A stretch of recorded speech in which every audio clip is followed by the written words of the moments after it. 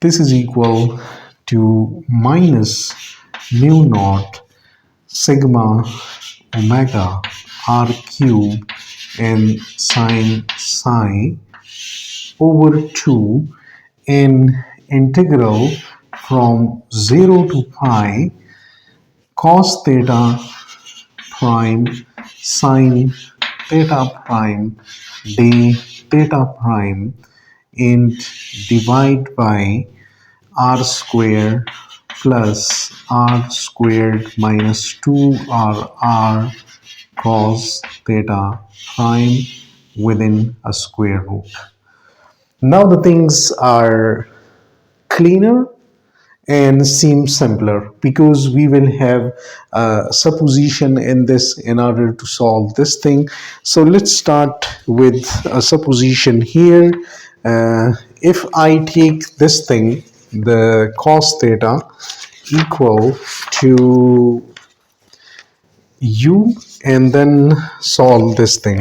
So let's say let me do a supposition here, and the supposition is such that I take that, let's say u is equal to cos theta prime. Then what about du? Du will be equal to cos theta and its derivative minus sine theta d theta prime. So du is equal to this. And what about the limits? When theta prime is 0, we are having u equal to plus 1. When theta prime is pi, we are having minus 1. So the limits are from plus 1 to minus 1. But when we look at this integral, it's an even integral, so the limit doesn't matter. From plus 1 to minus 1 or from minus 1 to plus 1, it doesn't matter.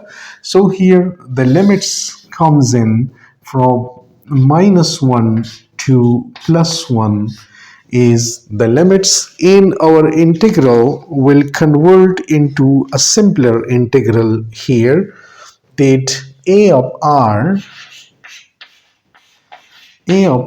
is equal to, let me write this constant term which is a bit lengthy, sigma omega r cube and sine psi, and this by 2, and this integral will become from minus 1 to plus 1, and we have here, let me write it like this, r square plus r square minus 2r r, and cos theta prime we have taken is u and its power is minus half. I have raised it up. Then cos theta prime I am writing is u, and then sin theta prime in d theta I am writing is du, and there is a minus sign which is coming out from there, and this will make this thing is plus. Now the solution of this integral is not difficult, but it is lengthier, because we will have to suppose this thing is, let's say, t, and then we will put the limits, these values as well, and it's a bit lengthy but not difficult, and even putting the limits. So as I have done this thing in the lecture notes, so I will skip it for this as the lecture will go very lengthy, and let me write that its solution will come out to be, this is a of r is equal to, means this integral, if I suppose that this integral is I integral, so the I integral will come out to be r square plus r square plus rru and r square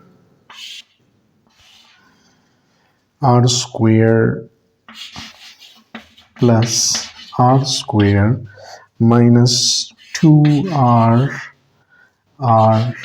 u, and this is in the square root. This whole is divided by 3r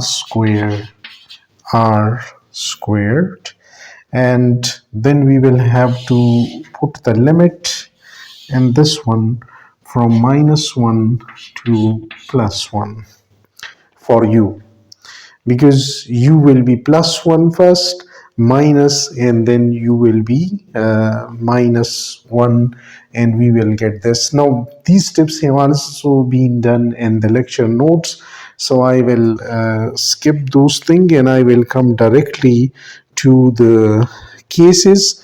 So uh, inside the sphere when the situation is that the observation point is less than the radius of the sphere, we have the situation that r minus r, it will be positive, because when we will put limits here, then it will become one at one time it will become minus minus rr, and then plus rr. So one will be r plus r squared, the other will be r minus r squared, and it will come out of the square root. So we will have to take that thing in account. So here the integral for the inside case, in this one, the I will come out to be the integral, when we will see that it's a positive value, that r minus r is equal to r minus r, because r is greater than r, we have 2r over 3r squared. And when outside of the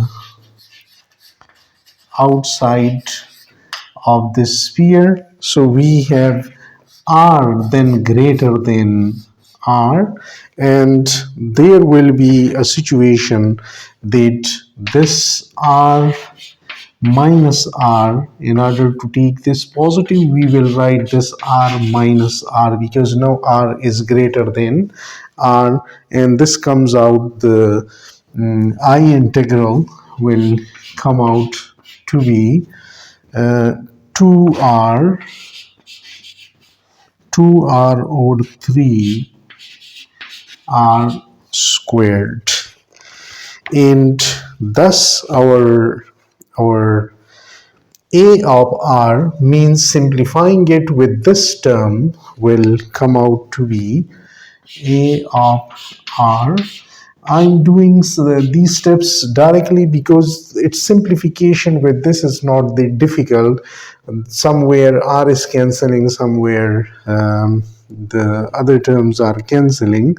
So we have this a of r, I will discuss as well, mu naught sigma r divided by 3 and omega cross r, and this is for r less than r equals r, means r less than r means inside of the sphere, and this is equal to mu naught r, mu naught sigma r4, mu naught sigma r4 by 3r cube. Dimensionally it is the same, because one r here, so one r cube and r when cancelled, so we have dimensionally the same thing. Like it is the magnetic vector potential, and omega cross r for r greater r equal to r. So this is the magnetic vector potential in the omega cross r, because omega cross r, we know that this is equal to minus omega r sine psi, minus omega r and sine psi. So let me even write this thing, that omega cross r is basically minus r omega r sine psi. So if I want to write this thing, sine psi, and this is in y axis. So I have just, you can say, merged this one with this. In natural coordinates, if I want to write this thing, then this is equal, this implies that A in terms of r theta and phi, like in spherical polar coordinates, I do write this thing. So we have this thing equal to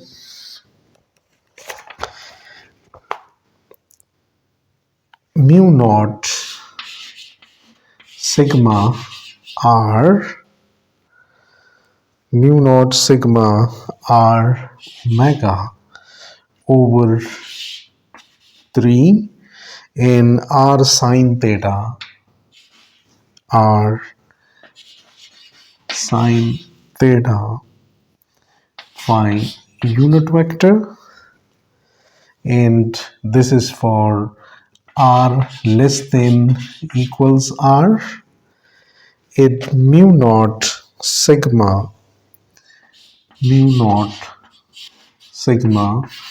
r4 in omega with this over 3r cube. So one r will cancel with this one, so we will have r squared and sine theta in phi along the phi for r greater or equals r. So we have the value of A in the natural coordinates in the spherical polar coordinates equal to this, and definitely this will give me, if I do calculate the value of B, if I do calculate the value of B, which is del cross A, and this will give me, if I do calculate del cross A, and for the, I do calculate this thing for the inside, because I want to check whether the inside field will be uniform or not, or it will be r dependent. So here, if I do calculate this one, take del cross r of the inside, because the outside I don't care, but inside the field must be uniform. So take del cross of this, and it is to be in spherical polar coordinates. The del cross we will have to use of the spherical polar coordinates. So take it is an assignment. I will do it in the lecture notes. It is already done in the lecture notes, so you can take it as an assignment, and you will be able to find out this thing is 2 over 3 and mu naught sigma r omega in the z-axis, and there is no small r dependence. It is completely uniform magnetic field inside the sphere. When we will do calculate for outside the sphere, then definitely it is small r dependent, the observation point dependent. So this I will, when I will share the lecture notes, all these steps are done over there, And this was one of the interesting example, although very lengthy. I skipped many steps in it, but the lecture notes will accomplish this thing. It's just a mathematical work that you will have to go through.